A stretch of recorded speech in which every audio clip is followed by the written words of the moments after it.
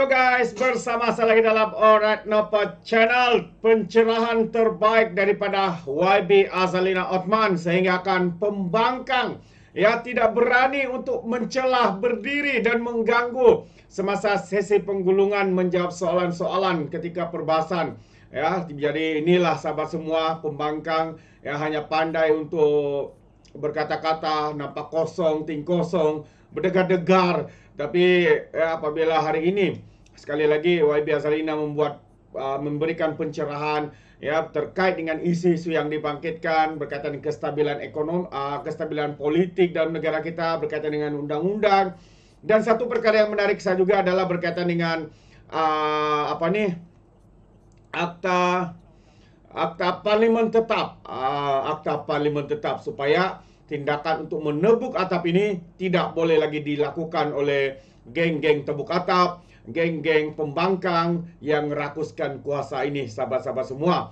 Jadi mari kita lihat ya unggulungan penuh ya daripada YB Azalina Othman ya di dalam Dewan Rakyat. Okay, tak apalah. Tuan Yang Di-Pertua, sebagai Menteri yang pertama di bawah Jabatan Perdana Menteri, izinkan saya merafak sembah ucapan tahniah atas pelantikan Kebawah Duli Yang Maha Mulia Sri Paduka Baginda Yang Pertuan Agong Sultan Ibrahim dan Kebawah Duli Yang Maha Mulia Sri Paduka Baginda Raja Permaisuri Agong. Semoga pemerintahan tuanku akan terus memanyungi rakyat dan negara dengan kesejahteraan, perpaduan dan kemakmuran yang berkekalan. Saya juga ingin merafak sembah dengan ucapan junjung kasih dan setinggi-tinggi penghargaan pada Duli Yang Maha Mulia Tuanku Sultan Pahang dan Kebawah Duli Yang Maha Mulia Tuanku Ampuan Pahang yang telah menaungi negara dan rakyat sepanjang tempoh 5 tahun dengan penuh keadilan dan kebijaksanaan. Saya turut merakamkan jutaan terima kasih kepada semua ahli yang berhormat yang mengambil bahagian dalam perbahasan usul menjunjung kasih ke atas titah Sri Paduka Baginda Yang Pertuan Agong.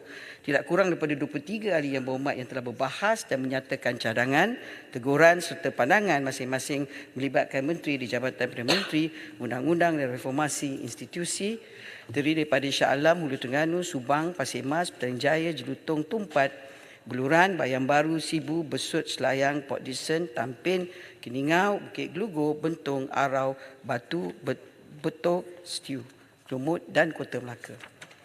Puan Yang Di-Pertua, ahli yang berhormat daripada Port Dickson ada tak? Tak ada. Saya nak jawab dia tak ada, macam mana? Saya bagi jawapan bertulis ke? Dia tanya tentang undang-undang lapuk. Mungkin isu ni sangat penting bagi ahli parlimen yang lain di pihak kerajaan dan juga pembangkang. Tapi sebelum saya bagi jawapan secara bertulis kepada soalan spesifik kepada yang berhormat, saya nak berikan penekanan di sini bahawa undang-undang lapuk dalam negara kita sebanyak 2443 dan semua pra tahun 1999. Dan kalau kita tengok pemecahan dia, saya dapat beritahu tahun-tahun, tetapi saya akan memberi secara jawapan bertulis kepada yang berhormat. Tapi penekanan di sini ialah sekarang ni di bawah Jabatan Perdana Menteri, di bawah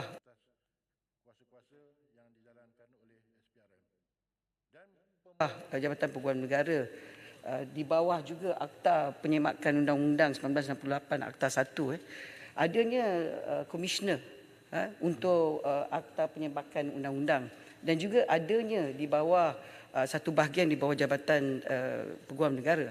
Dan kalau kita tengok secara menyeluruh, kerajaan memang akan berhadapan dengan pelbagai cabaran, dan antara cabaran-cabaran setakat ini ialah berkenaan dengan fungsi dan kuasa Putrajaya Penyemak Undang-Undang di bawah Akta 1.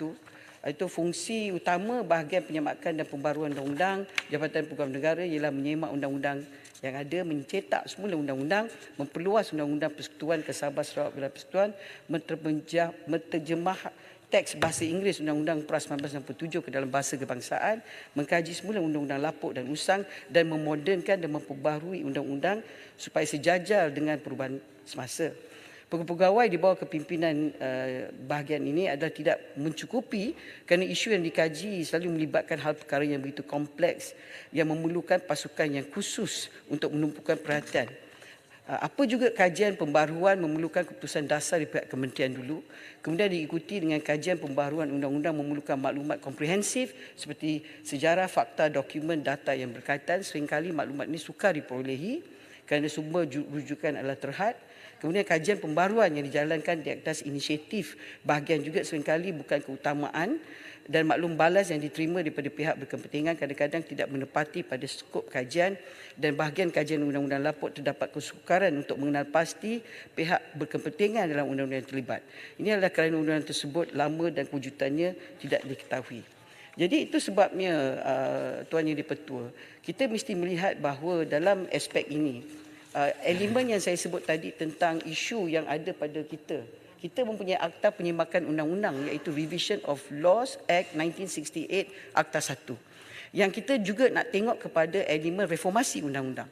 Dan reformasi undang-undang ini kita melihat secara umum ialah kepada undang-undang yang sedia ada yang diubah, dinaik taraf untuk sesuai kepada keadaan yang berlaku dalam negara kita. Izinkan saya, walaupun yang berhormat tak ada, tapi sebut kepada sahabat-sahabat yang berhormat lain dalam Dewan, bahawa setakat ini dalam aspek bahagian undang-undang kita telah membuat beberapa pindaan yang banyak rakyat Malaysia pun mengetahui, seperti pindaan pada Akta Jenayah Seksual Kanak-kanak, pindaan pada Kanun Kesiksaan dan Tata Cara Jenayah mengenai peruntukan kesalahan mengendap, pindaan kepada Akta Insolvensi, dasar peluang kedua untuk melepaskan 130,000 individu pada tahun ini, daripada Mac 23 hingga Januari 2024, seramai 55,877 bankrupt telah dilepaskan, iaitu 42.99% daripada jumlah sasaran. Kemudian pindaan kepada peraturan-peraturan bantuan guaman, iaitu fee dan sumbangan 2017.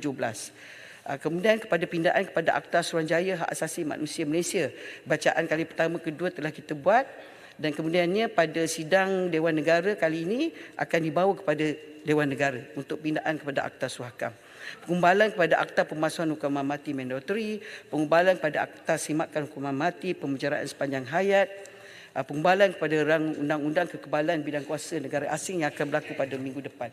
Jadi kesimpulan saya, Tuan Yang di-Pertua, ialah kalau kita katakan bahawa kita tidak mengubah undang-undang ini pun tidak betul, sebab kita tengok akhbar-akhbar antarabangsa menyebut tentang kejayaan Malaysia, contohnya dalam pindaan kepada hukuman mandatory kepada hukuman budi bicara dalam kes-kes beberapa kes-kes jenayah yang melibatkan hukuman mati.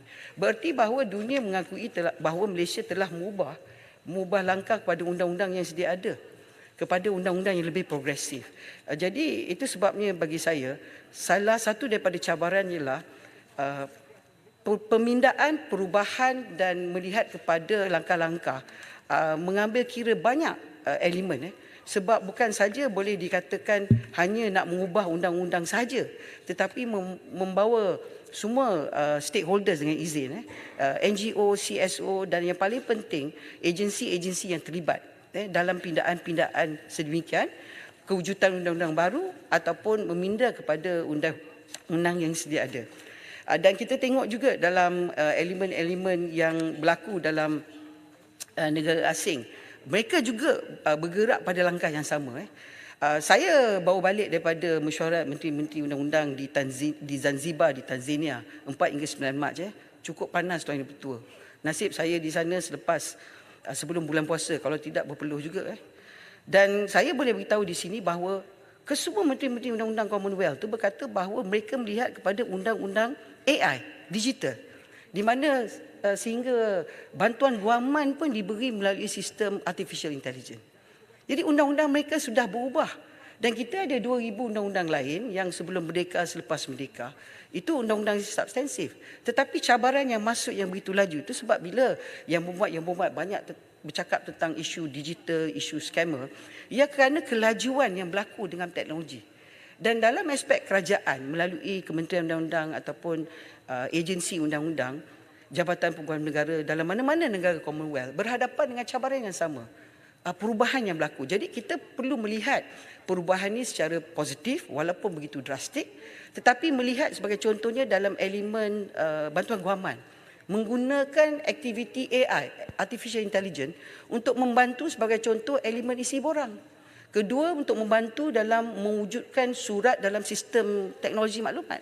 Jadi tak payahlah pegawai tu nak kena ambil file, nak kena duduk, nak kena tanya soalan 10, soalan 20, yang mana boleh dibuat daripada lokasi ataupun sistem handphone yang ada dengan mereka yang nak memohon bantuan guaman. Tapi memang betul lah kadang-kadang bantuan guaman ni takkan dia pohon bantuan guaman, handphone ni dia pakai iPhone ke Samsung Galaxy S24 Ultra. Ini bukan isu bantuan guaman kan. Bantuan guaman maknanya dia tak ada berkemampuan. Tapi tak kisahlah. Sebab bila mereka berbincang tentang teknologi dan artificial intelligence, antara kepentingan yang paling utama ialah ia tidak mempunyai elemen biasness dengan izin. Sebab sistem komputer tu dia tidak akan baca siapa di belah sana. Gender bias tak ada, race bias tak ada, religion bias tak ada. Yang menyebabkan bahawa processing itu kemungkinan lebih tulus daripada sistem yang ada berhadapan dengan manusia.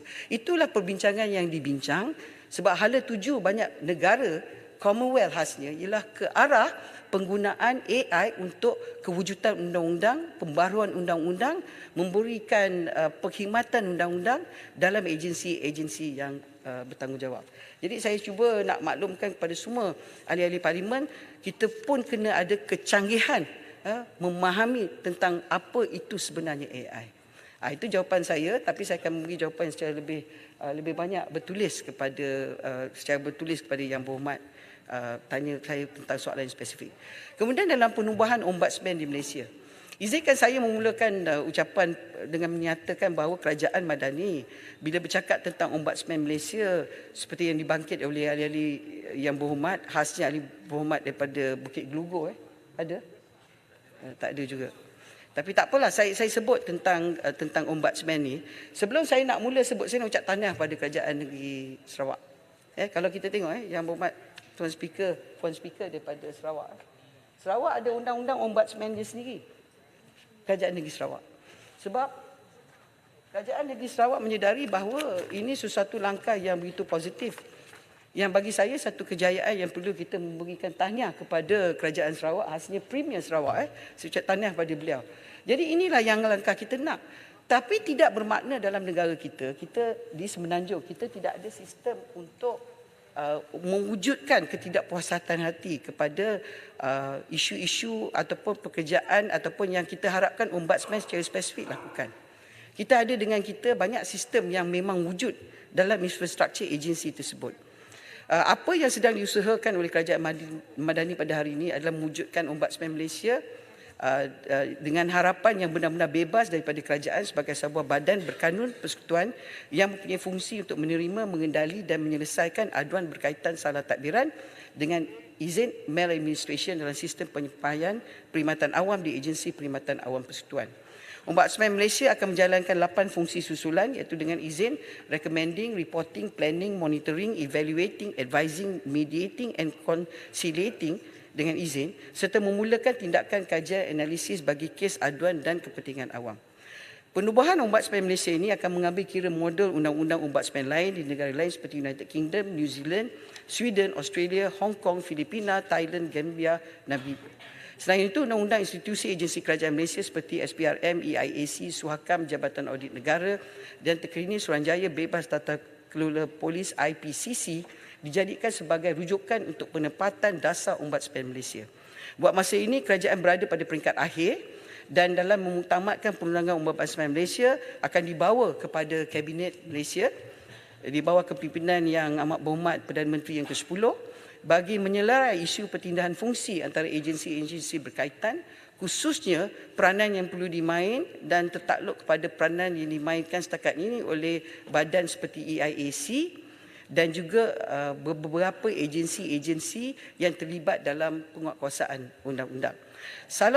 Beberapa banyak perbincangan telah berlaku dan saya ucap tahniah kepada pelantikan pengurusi siap yang baru iaitu Tan Sri Dr. Ismail bin Haji Bakar yang merupakan mantan Ketua Setiausaha Negara. Pada 20 Februari saya telah bertemu dengan beliau dan saya melihat bahawa pemilihan beliau sebagai pengurusi baru adalah pemilihan yang cukup tepat. Dan kami telah berbincang dan memang beliau juga percaya bahawa ini adalah langkah kehadapan untuk negara kita. Ahli Yang Berhormat Shah Alam pula ada? Tak ada? Okey. Ada. Ada? Ada. membangkitkan jiran saya tak nampak, yang membangkitkan soalan berkaitan dengan adakah pindaan terhadap Akta Perlindungan Pemberi Maklumat Akta 711 akan dibentangkan di Parlimen pada sesi penggal ini kerana kelemahan akta tersebut dianggap telah membantutkan usaha membantras rasuah secara tulus di negara ini. Untuk maklumat ahli yang berhormat, beberapa sesi mesyuarat jawatankuasa kerja bengkel libat urus dan taklimat telah diadakan dengan agensi kerajaan yang berkenaan sepanjang tahun 2019 hingga 2023 bagi meneliti semula Akta 711 secara seluruh.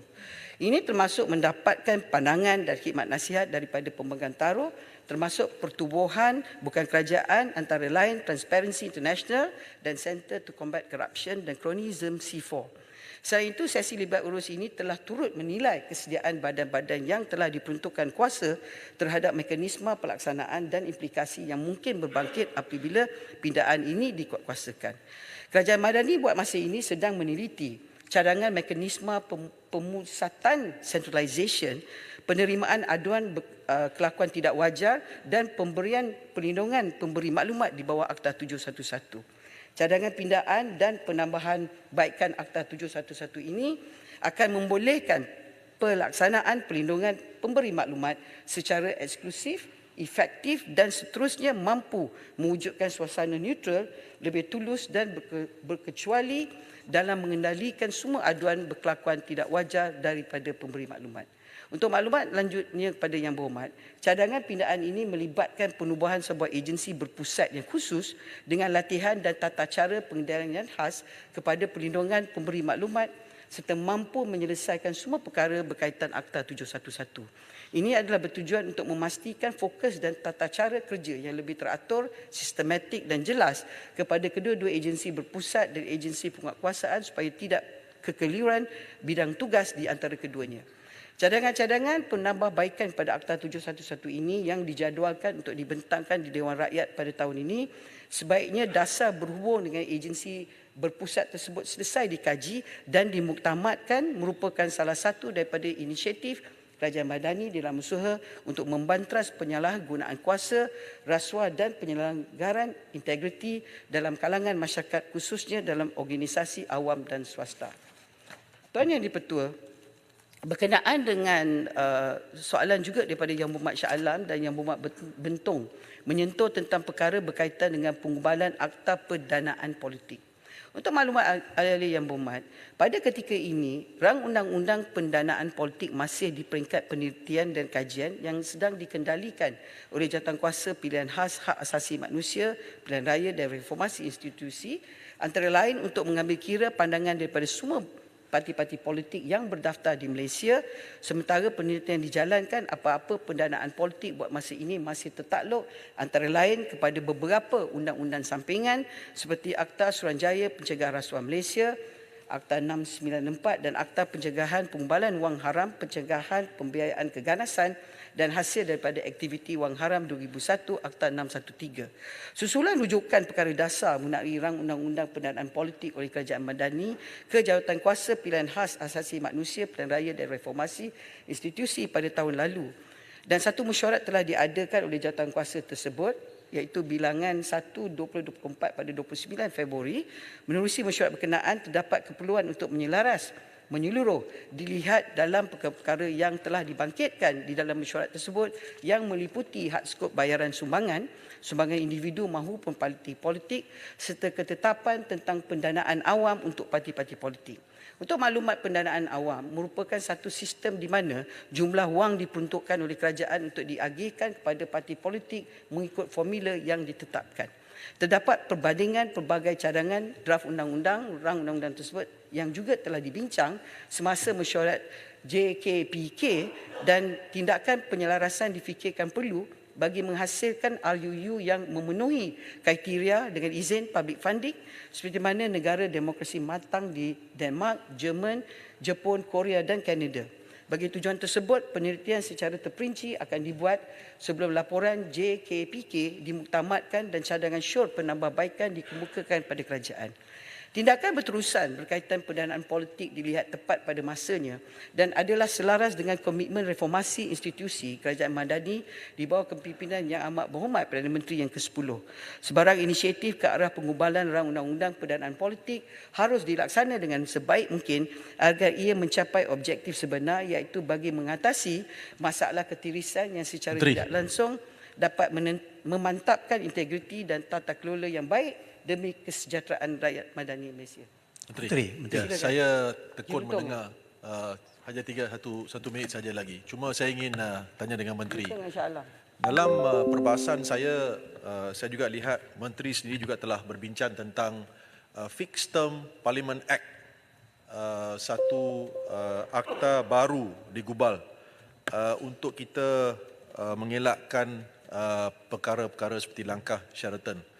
Apakah cadangan Yang Berhormat Menteri berkenaan dengan perkara ini dan bilakah agaknya kita boleh mendengar apa-apa berita tentang Fixed Term Parliament Act yang saya juga percaya disokong oleh ramai daripada sebelah sana, termasuklah timbalan Perdana Menteri pertama. Terima kasih.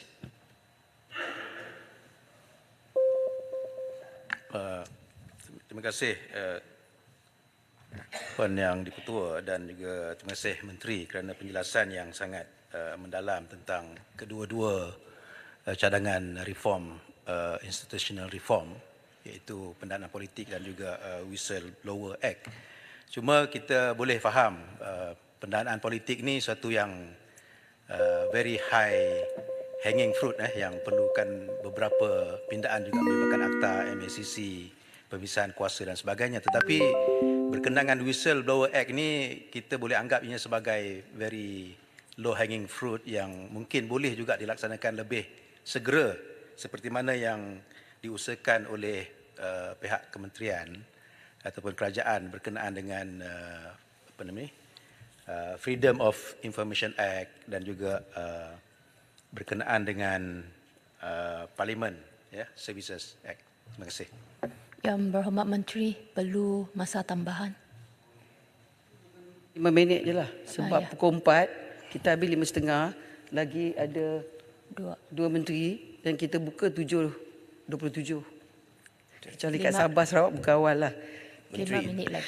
Menteri boleh Boleh Kota jawab? Melaka. 5 minit seorang. ya. Lagi seorang. Saya jawab dua ni dulu boleh? Okey, terima kasih. Minta maaf kalau tak saya boleh jawab secara bertulis. Sebenarnya Yang Berhormat saya jawab Yang Berhormat Shah Alam dulu. Memang betul.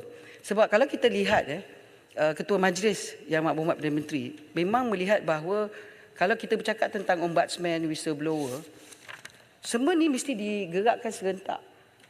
Sebab bila bercakap tentang ombudsman, itu laporan pada agensi kerajaan untuk dinaikkan apa yang ada pada hari ini. Kita memang ada agensi kerajaan yang menerima laporan terhadap tindakan mereka. Dia internal reporting. Kita ada juga Jabatan Biro Pengaduan Awam. Tetapi kadang-kadang Biro Pengaduan Awam ni bersoal sebab dilihat giginya tak begitu kuat. Bukannya kita nak letak gigi yang sangat-sangat tajam, tetapi kita nak bagi persepsi. Tapi cabaran yang ketiga ialah jangka masa respon. Sebab bila kita membuat laporan, ia perlu memberikan proses, due process, iaitu untuk mereka dapat membela diri. Itu sebab yang saya sebut tadi dalam ucapan saya tentang artificial intelligence, teknologi ini perlu membantu negara-negara, terutama sekali kalau negara Commonwealth serentak nak membuat melihat ini sebagai satu tool iaitu satu sistem yang dapat, mekanisme yang dapat memperkasakan sistem yang ada pada hari ini.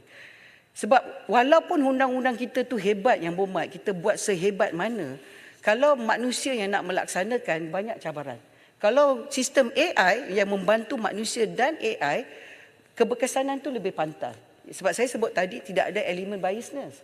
Tapi bila nak cakap tentang ombudsman, tentang whistleblower, ini semua perlu dilihat secara serentak. Dan saya telah sebut banyak kali bahawa agensi-agensi kerajaan di bawah setiap kementerian. Saya sebut sebagai contoh Jabatan Perdana Menteri setakat ini di bawah Jabatan Perdana Menteri saja agensi sebanyak 83. Kementerian Kewangan 7 agensi, Kementerian Kemajuan Desa dan Wilayah 11 agensi, Kementerian Pengangkutan 18 agensi, Kementerian Pertanian dan Keterjaminan Makanan 17 agensi, ekonomi 5 agensi, luar negeri 2 agensi, kerja raya JKR 6 agensi, MITI 13 agensi, Minder 3 agensi, pelbagai agensi yang perlu kita bergerak sama. Sebab bila bercakap tentang agensi kerajaan, Biro Pengaduan Awam, whistleblower, yang menjadi pemakainya yang akan dilihat untuk dibuatkan penilaian ialah stakeholders ialah pegawai kerajaan yang terlibat dalam agensi. Jadi perlulah banyak sesi libat urus. Tetapi kerajaan Madani di bawah pemimpinan Yang Amat Berhormat Perdana Menteri yang ke-10 tidak lari pada tanggungjawab. Kita buat, tetapi memakan masa, dan kita harap soalan yang ditanya oleh Yang Berhormat Jelutong tu terikat kepada perkara ini. Kalau kerajaan itu stabil, semua yang kita cakap ni kita boleh buat. Dia tidak boleh dilaksanakan kalau kerajaan sentiasa bertukar. Itu sebab dalam sistem Westminster Commonwealth, Tuan Yang Dipertua, dia adakan fixed term. Tetapi dalam sistem mereka, dia agak berlainan dengan sistem kita. Sebab kita mempunyai sistem raja berperlembagaan. We have a written constitution. Kita ada perlembagaan bertulis yang buat Jelutong. Wahal di negara barat khasnya di England, perlembagaannya tidak bertulis. Itu sebab dia memerlukan undang-undang fixed term. Wahal kita ada perlembagaan bertulis yang menyatakan tentang prosedur dan sistem untuk memanggil kepada pilihan raya, untuk membubarkan parlimen. Tapi memang seelok-eloknya dibaca bersama dengan adanya Akta Lompat Parti. Tapi ini perlu dibawalah sebab ini memang sesuatu dengan izin political discourse dan juga political statement daripada parti-parti politik seperti pendanaan politik. Adakah ini hala tuju yang dikendaki oleh parti politik dalam negara kita? Sebab kita bukan yang buat Jelutong kerajaan komunis kita buat semua ahli parlimen kena setuju. Tidak. Kita membenarkan ahli parlimen dalam mana-mana pihak kerajaan, pembangkang ataupun bebas untuk memberikan pendapat mereka.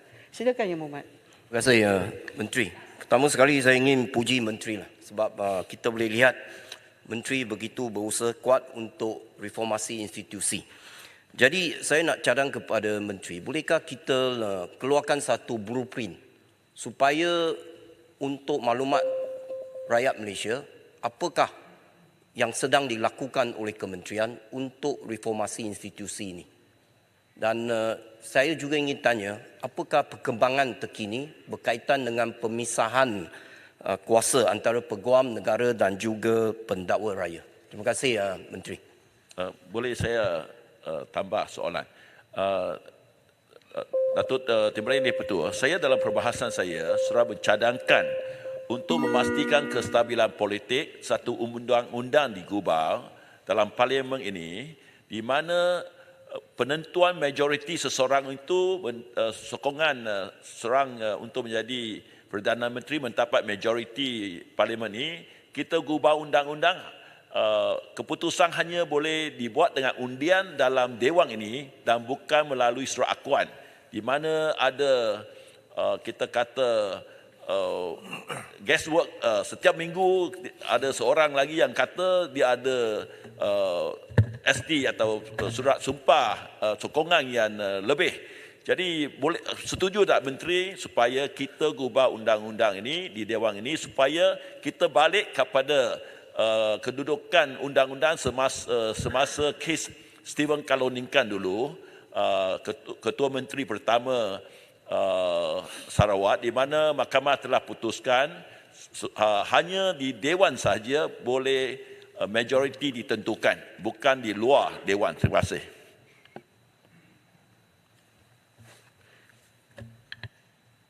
Tuan Speaker, ada lagi 2 menteri, saya kata saya jawab ni last, yang lain saya jawab secara bertulis. Saya jawab pada Berwas dulu. Terima kasihlah Berwas atas harapan bahawa adanya undang-undang yang spesifik untuk memberikan bahawa ini adalah prosedur. Sebenarnya perlembagaan kita adalah ibu segala undang-undang. Pelantikan Yang Amat Berhormat Perdana Menteri telah nyata dalam perlembagaan. Maknanya pelantikan itu telah ditetapkan sebab ahli-ahli parlimen yang memberikan sokongan majoriti. Itulah Perdana Menteri. Sekarang ni kalau kita kata ahli parlimen tidak mahu memberi sokongan majoriti, katakan separuh daripada ahli parlimen nak tarik sokongan, itu memang hak ahli parlimen. Undang-undang perlembagaan tidak menghalang. Tetapi untuk mengatakan di dalam dewan ke di luar dewan, banyak interpretasi tentang apa itu VOC, vote of confidence. Dan ada juga kadang-kadang VOC tertentu itu tidak bermakna kuasa Perdana Menteri itu digugurkan. Tetapi dalam hal perkara ni, selagilah kita ada perlembagaan bertulis, dan inilah ikatan cara dia, yang mana perlu juga penentuan oleh ahli-ahli parlimen tersebut tertakluk kepada Yang Amat Mulia Tuanku Agong di dalam perlembagaan. Itu mesti dibaca secara bersama. Tapi saya tidak mahu menjawab secara spesifik. Saya boleh bagi jawapan bertulis tentang proses dan prosedur. Tapi kalau nak adakan undang-undang khas, bagi saya perlembagaan ni yang sangat penting. Yang perlu dipindah perlembagaan lebih pada undang-undang khas. Sebab perlembagaanlah segala-galanya. Dan boleh dilihat sebagai sampingan. Kemudian yang berhormat daripada Kota Melaka memuji saya ucap terima kasih. Sebenarnya bukan saya. Tapi sebenarnya ialah Yang Amat Perdana Menteri dan semua barisan-barisan kabinet yang bersetuju kepada reformasi institusi dan pindaan, dan juga kepada semua ahli yang berhormat dalam Dewan ini yang bersetuju kepada pindaan undang-undang yang lebih baru dan lebih proaktif. Saya sebut tadi, tak tahu Yang Berhormat nampak ke tidak, Guardian surat khabar di UK memuji undang-undang mandatory death sentence pada discretionary. Stalking law, banyak yang kita buat, itu adalah juga reformasi institusi. Reformasi institusi tidak bermakna hanya kepada Jabatan Perdana Menteri bahagian undang-undang. Apa yang dibuat oleh sahabat-sahabat menteri-menteri yang lain, pindaan demi pindaan, perubahan demi perubahan. Contoh tadi Kementerian Sumber Manusia. Saya tak tahu nama dah tukar pada Kesuma. Saya ingatkan Kementerian Wanita ke nama Kesuma. Sumber Manusia ada pula Kesuma. Tak apalah, hati jiwa halus kan. Jadi Kesuma tu dia cakap, oh kita buat ni, kita buat ni, macam-macam dia buat. Itulah institusi reform, institutional reform. Sebab dia berdiri memaklumkan kepada ahli dewan bahawa kementerian proaktif kepada perubahan yang berlaku dalam dunia dan dalam negara kita. Sama dengan yang lain-lain ada dalam dewan ini yang bercakap tentang perubahan. Jadi reformasi institusi bukan hanya kepada satu agensi ataupun satu menteri ataupun satu kementerian. Ia adalah kepada kita bersama sebagai kerajaan. Dan hari ini adalah kerajaan gabungan, kerajaan madani, yang dulu tidur lain bantal, hari ini satu bantal, mungkin satu katil, mungkin satu selimut. Tak tahu lama ke tidak, tetapi ini dititah oleh Yang Tuanku Agong. Jadi kita bergerak untuk maslahat umum, untuk kebaikan rakyat. Itu sebab sokongan yang diberi pada Yang Amat Berhormat Perdana Menteri yang dititah Agong perlu membenarkan kami menyelesaikan tanggungjawab kami dalam masa yang diberi. Kalau rakyat tak nak, pilihan raya ke-16 tolaklah.